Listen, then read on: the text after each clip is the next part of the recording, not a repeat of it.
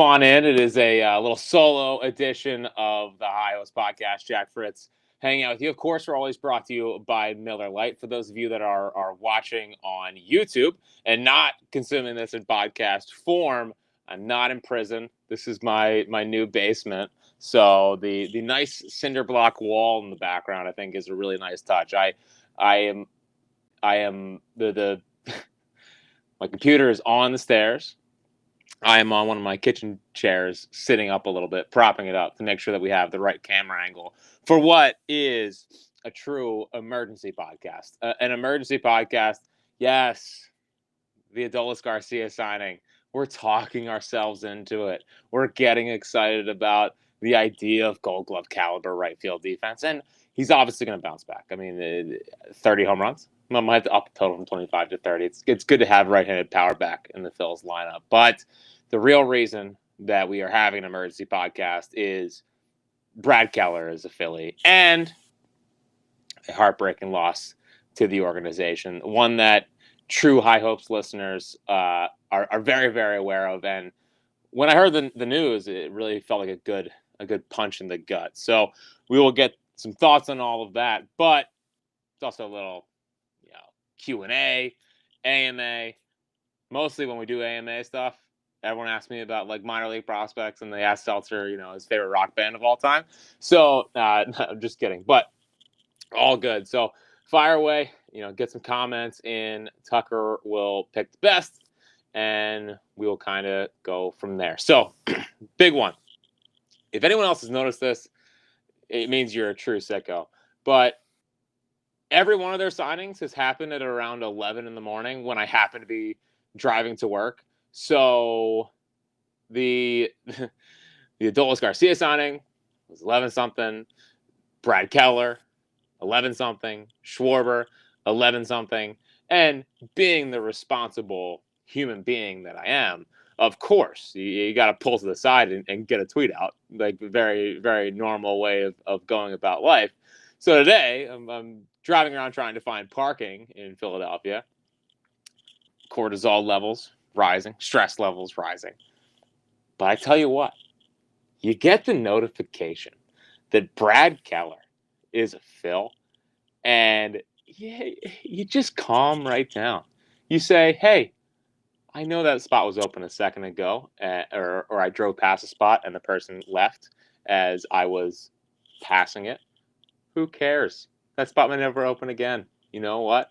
That little ray of sunshine, that is Brad Keller. And I know there's a lot of people, because, of course, when you tweet anything positive about the Phillies, there is a onslaught of, sucked forever, stunk as a starter. I'm begging people, just begging people to go watch some tape. If you're a baseball savant head, go check out the Baseball Savant. Brad Keller is sick. Now, in an effort to be fully transparent, when they first signed him, I was like, I assume that a guy who had been a starter for a majority of his career, after having a great year with the Cubs in the bullpen, may want to transition back into being a starter. So my first thought was, maybe this is Taiwan insurance. But then you start thinking about it. You saw the contract, 2 years, $22 million, $11 million a year. And so slow. I think Gell was the first one to say that they obviously are using him as a reliever. Then you start to get even more excited because like a swing starter is fine. Taiwan, you can get off Taiwan, whatever.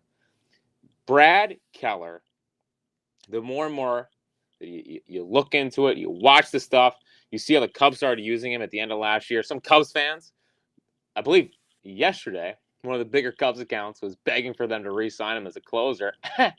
Gotcha.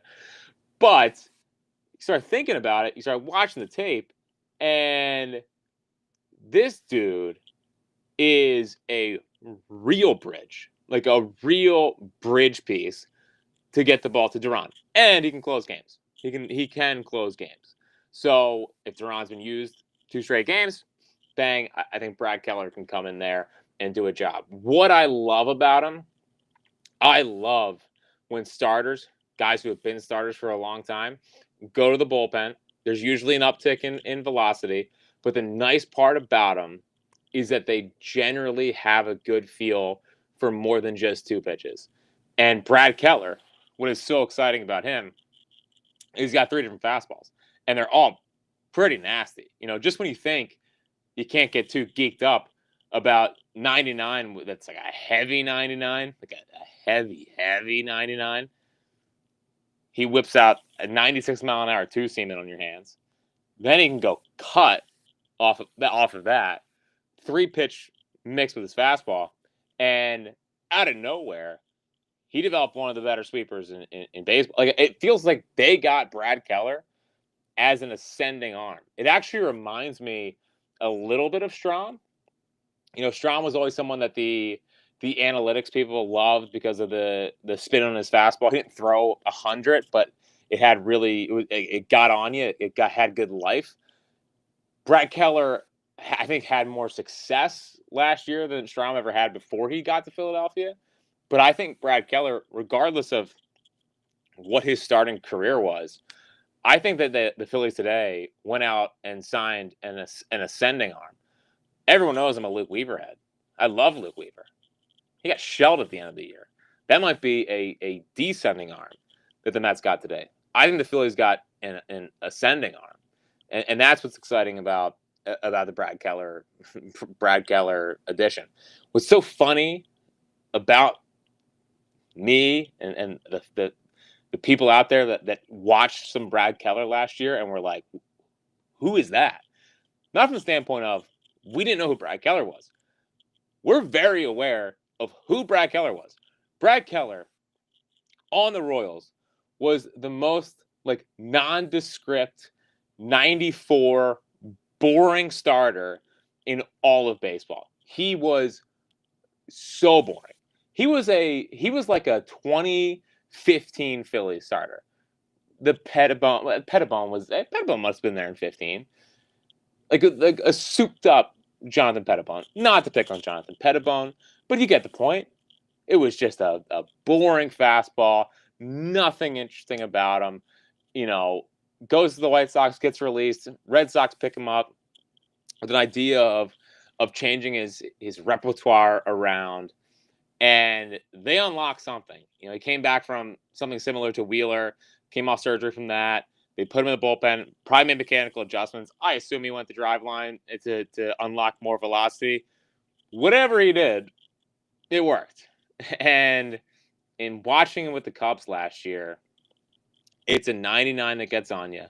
It's a two-seamer that dives, cutter, gets off the barrel to righties, and that sweeper's a real weapon. So I don't view this as someone that's going to be a swing starter. I think he is their high leverage righty. It's Kirkering insurance. If Kirkering can't bounce back, or he hasn't been someone that there's some times where you could trust him, but for a majority of times, I guess you could not trust him. I think he is your high leverage righty coming in 8th inning, and he is getting the ball to Juan Duran. The other thing that I think this does open up the possibility of is a Strahm trade. We've talked about the Strahm trade all offseason, since I think Gelb was the first one to put it out about they were thinking about moving on from Matt Strahm. I don't think Keller is someone that is going to struggle against left-handed hitters. I think he's someone that's going to come in and get the job done against them. Strahm, if you moved off him, would free up $7.5 million. I'm not in favor of I'm not gunning to get Matt Strahm out of town. I would like Matt Strahm to be on the team with Brad Keller and Alvarado and Duran and Kirkering and build one of the better bullpens in baseball. Although Zach McCambley is coming, but I do think this could open up the possibility of them moving on from Strahm, freeing up some money there, maximizing his value, and going from there. So I think that's a lock. No, but it was definitely one of my thoughts when you started working your way through the Brad Keller signing. So exciting stuff there. Funny thing about having kids is for some reason you have a little cold all the time. and I certainly have a little cold all the time. So a little pause there. Might not even heard it because Tucker's going to go back and edit that portion out. So that's the Brad Keller kind of reaction. Again, get some comments in. I'll answer them at the end and get to as many as we can. The other one, I was going to do a solo podcast tonight regardless because I was so excited about Brad Keller. This one, not so fun. So, end of the show today, like Spike and Fritz, afternoon show. All of a sudden, pops on my phone, a passing notification. And first thing I saw was like Washington Nationals. And I was like, I don't really need to pay attention. Then I did a little double take. I saw the name Anie. And I did a real double take. And opened up the full tweet. And all of a sudden, Anie Colombi is no longer with the Phils. He has joined the Washington Nationals. And from everything that I've heard about what the Nationals are doing front office wise, they might be a problem here. Apparently, the guy they hired to be Anie was hired as the GM under their president of baseball ops, a young kid from Boston, who has like been described to me as Theo, like a young Theo, which is terrifying. But losing Anie, I think is someone who was making a lot of the under the radar moves, like Dombrowski. Dombrowski obviously takes care of the big ones, Duran, stuff like that. But like the minor moves, the Moises Chaussee move, I mean, every Rays trade that they have made the last couple of years, maybe his going away gift was Yoniel Kuriat. That would be amazing, if they found a diamond in the rough there. But he was really, really smart guy. I think he really helped the organization. They've made a lot of random, smart, under the radar moves. I think the Edmundo move was Anie. They've one of the things that they needed to fix post Matt Klentak, because Matt Klentak, who was starting to be remembered like Ed Wade, was really good at bringing in some marquee talent. Obviously, Wheeler, Harper, JT, Segura, like he could get stars here. But what he struggled at was the fringe guys and the edges of the roster. And I think Anie, from that standpoint, really, really helped this team. So there's a lot of smart kids in baseball. He's a 31-year-old. Some 31-year-olds are podcasting on the stairs of their house, and some are general managers of baseball teams. But I think it's a real loss for the team. I think he's someone that was really valued in that building, and it's going to be one that hopefully they can replace. And I assume they will replace it. Will they get an Anie replacement before they announce Don Mattingly as the bench coach? Who knows? Who knows if Don Mattingly's going to be the bench coach? Don't know what's taking so long. It seemed like it was done at the winter meetings, and we're still here. So the Anie thing, a huge bummer. That was a punch to the gut when he saw that. For most people, one guy accused me online of that being clickbait, and I think we've gone a little too far in what sells and what is clickbait. I don't believe lower level front office talk is driving revenue for as much as I love it. But yeah, definitely a bummer. So Brad Keller, 10 out of 10. Very excited about Brad Keller, and I think it's going to really help the bullpen. Doesn't walk too many guys, strikes out a lot of guys. Closing ball games for the Cubs last year.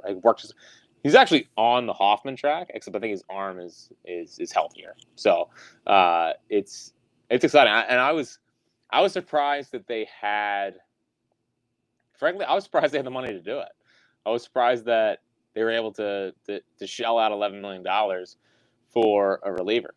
It does show you that they're pretty interested in competing this year, in my opinion. So it was exciting. It was definitely exciting. So Good stuff. All right, Tucker, gone about 15 minutes on Brad Keller and Anie Colombi. Probably a good time to get some questions up here.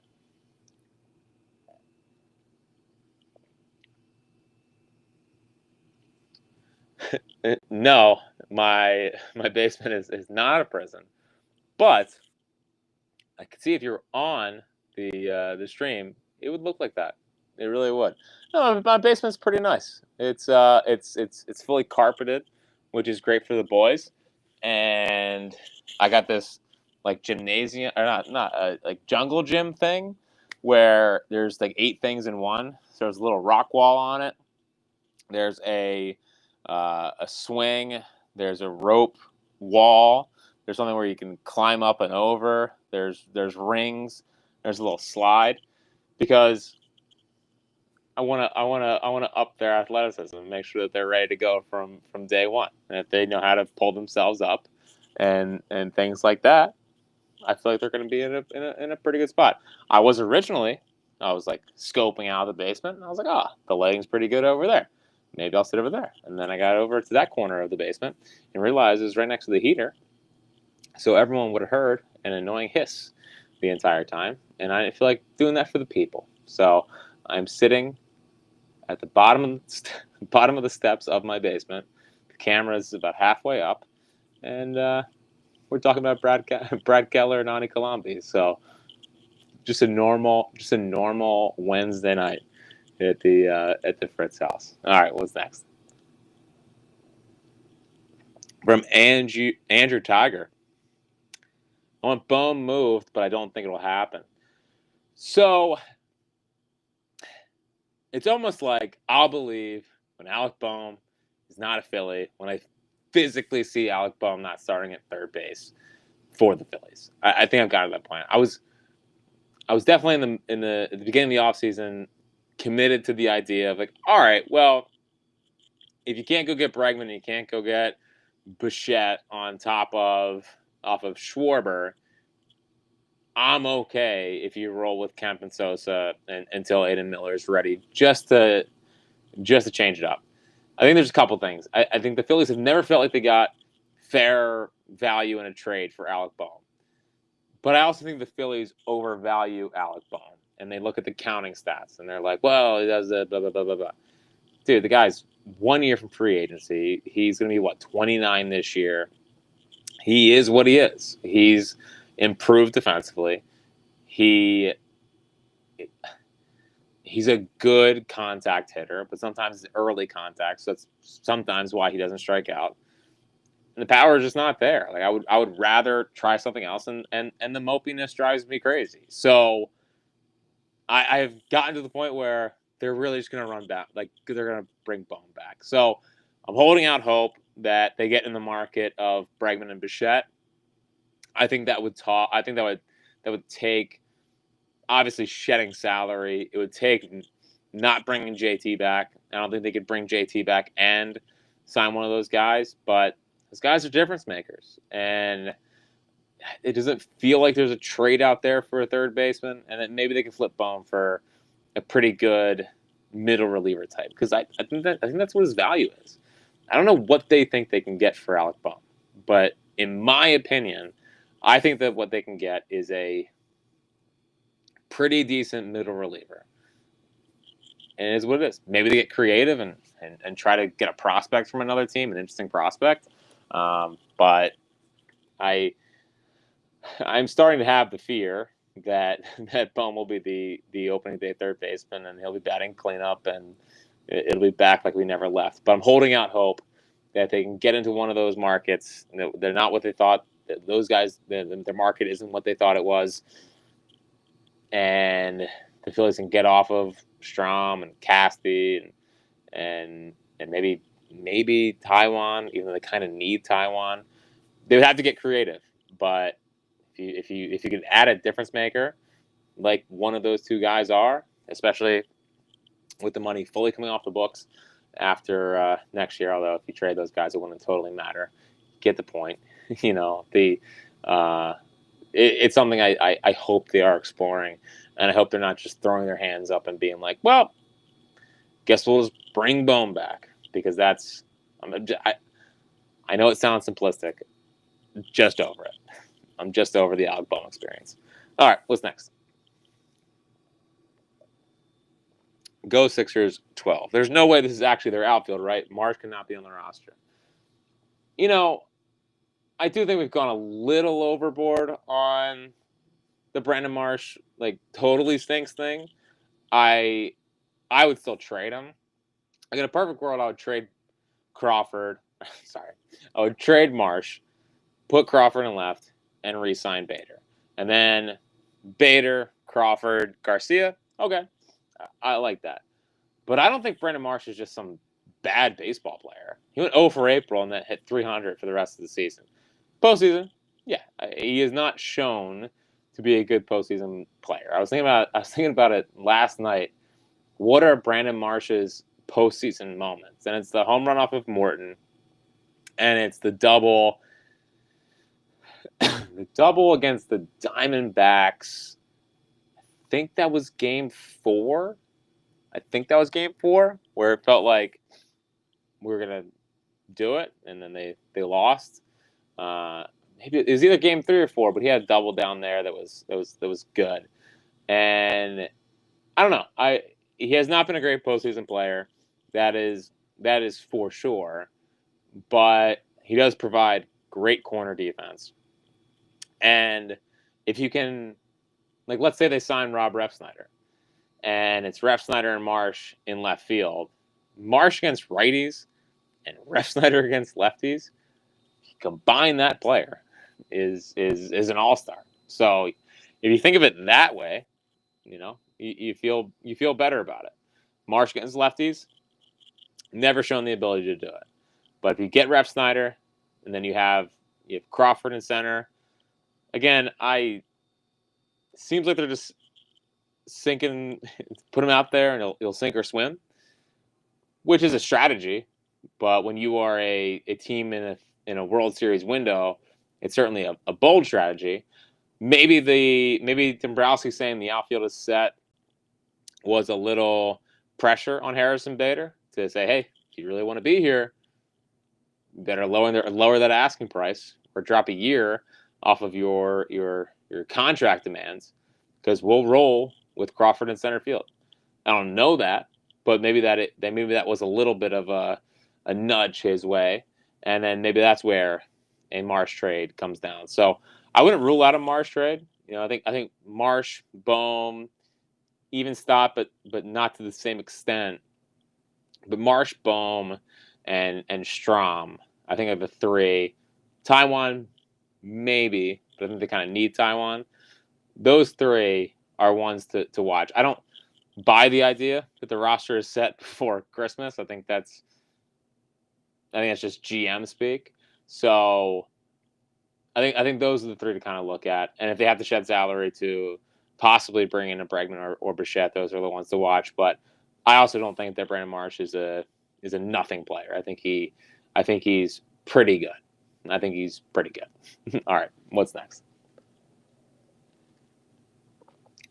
From Michael Coggin. Save a starter go 4 innings, but the game is somewhat close. Pitcher Fritz pulls a hammy. Come on, man. Never pulled a hammy. How do you manage innings 5 through 9 with the current arms? Wow. Well, I mean, the one nice part about Keller is that he could give you multiple innings because he does have starter background. Obviously, you don't want to do that necessarily, but just pulling up the 40-man roster real quick just to see how deep we can go here, because I got to figure out who's pitching that 5th inning. I mean, right now for me, it's Zach McCambley, but you go 4, a lot of righties in the lineup. I mean, obviously it depends if it's a righty starting that inning or a lefty, and what portion of the lineup is at the top, is at the bottom. If it's the bottom of the lineup, maybe you put out there McCambley, put Lazar, put your long man for an inning or two, And then, when it's time to get a big lefty out, then it's Banksy. That gets you through the sixth. So 5-6. We need someone to take down 5-6. Big lefty, Banksy, going Keller, going Duran. I guess that's my quick on the fly December 17th bullpen decision making. I think it's a proper time to bring that up, Mike. I appreciate the question. Tucker, I feel like you put that in there to see how I would answer that. And I don't know if I did a good job at all, but I think we got there. All right, what's next? From Jordan Noose. Any thoughts on how potential lockout in 26 affects the Phillies offseason thinking this year? Well, if you believe Preston when he was on with us, he said that it's not like they're building their team, how they're going to build their team, and if a lockout happens, a lockout happens. And I think that's a fair way to go about it. We don't know that a lockout's going to happen. I guess I'll believe it when I see it. I think there's going to be a delay for sure. But I don't think the owners really want to lose an entire year of revenue. And I think the players are really committed to not adding a salary cap. So I think the owners will eventually cave and we'll have like 145, 140 game season. I hope baseball doesn't think that's what the future is, because I do like the 162. But I think there will be a 2027 lockout. Sorry, I think there will be a 2027 season. I think it's just going to be a little bit delayed. There's going to be labor strife. Everyone's going to be mad. There's going to be threats of canceling the season. But I don't think it actually gets canceled, because I don't think the owners want to use. I don't think the owners want to lose an entire year of revenue. And the sport is in such a healthy spot that it would be freaking nuts for them to blow it like this, just when they are pretty firmly back into number 2 in the hierarchy of American sports. So figure it out. Hope there's no lockout. But I don't think the Phillies are building their roster with the idea of a lockout in 27. All right, Tucker. Maybe we'll do like 2 more. From S. Will Bill. Was the most you would give up for Ketel Marte? I would not trade Painter or Aiden Miller for him. If they want Crawford, I would trade Crawford for Marte. My package for him is Stott, Arun, and ideally Matthew Fisher. But if it would take Gage Wood, I guess I would do it. They want pitching. It seems like the Red Sox are hot and heavy after, or not hot and heavy, but it seems like they're the favorite to get him. They're going to have to trade Connolly early. Or Peyton Toll, whatever, to get him. Feels like Gage Wood's like right there. Those guys are probably they're higher rated than Gage, because they actually made the big leagues last year. But I mean, that's what I would do. Maybe Chasse too, just for another arm that's pretty interesting. But all of a sudden, D-backs in on Bregman. So you bring in Bregman, you trade out Marte, you get some starters. You see the vision. But if they get Bregman, now it's taken out of Stott. But that would be my trade package for Marte. And I think it gets you close. If they're serious about trading him, I think that gets you pretty close. An everyday second baseman that brings a lot of value defensively. Arun Escobar, a top 5 prospect with a really, really good bat, and then a first round pick last year that projects to be a competent big league starter to better than competent big league starter. So, and then maybe Chasse or some other, like Gene Cabrera or some other interesting arm they have in the minor leagues. But I would not trade Painter for him. The only guy I'm trading Painter for, if it's even remotely possible, and this is just throwing it out there, I wouldn't trade him for Bucks, and I wouldn't trade him for Marte.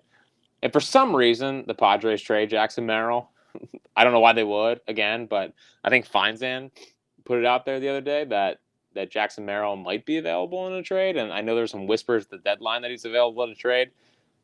If he's out there, $15 million a year for the next 7 years of Jackson Merrill, who I think is amazing, it would be Painter plus, but I would trade him for Painter. I would trade Painter for Jackson Merrill in a Jackson Merrill package. I think he's a stud. And I think he had a down year, and I think he got hurt. And I think he would solve your center field problem for a long time. But that is strictly wishful thinking. All right, what last one here, Doc? Is Adley Rutschman still a possibility? I got this question today too. My thoughts on Adley are this: the guy they paid is more of a DH in my opinion. So they still need a catcher. I think the Orioles view him still as 1-1 guy and top prospect, and I think they're going to super overvalue him in trades. And I don't know if I view him as some undervalued or underutilized asset. He might just be overrated. So it's a really big gamble that's still going to cost you a lot prospect-wise. I think if they don't pay JT, you piecemeal it together with Marchand and one of the veteran options out there. Maybe you get in the market for a Ryan Jeffers trade, but I think you make it work, and you hopefully that money that you save, you can get into the Bichette or Bregman markets. But Rutschman, I don't know if they're actually even trading him, but I do think the guy they paid is more of a DH. I think that they're going to still ask for a ton trade-wise, and I don't know if you're going to get great value out of that. And maybe I'm scarred because that one video of him hitting a home run in AAA, the swing was so ugly and dead-looking that I'm scarred. But I got to be honest, I'm really not interested in Adley Rutschman. I'm just not. So I would not trade a lot of assets for him. Like if they're giving him away, and I can trade a couple 5 through 10 prospects, okay, or and maybe someone off the big league roster, okay, but I'm not trading. I think they would probably ask for Aiden. I'm not trading Aiden Miller for Adley Rutschman. So that's kind of my thoughts on that, which is a shame because I used to love him. I thought he was gonna be the next Posey, and he is really falling off. So bit of a bummer for the Orioles. So that's gonna do it for this little solo mailbag and Brad Keller and Anie Colombi emergency podcast. Thanks to everyone who hung out, and I'm sure that James will be back next week unless they do more moves, and then you might be getting another solo podcast. Who knows? But we'll probably be back next week with a full pod. So thanks as always for listening, and we'll talk to you soon.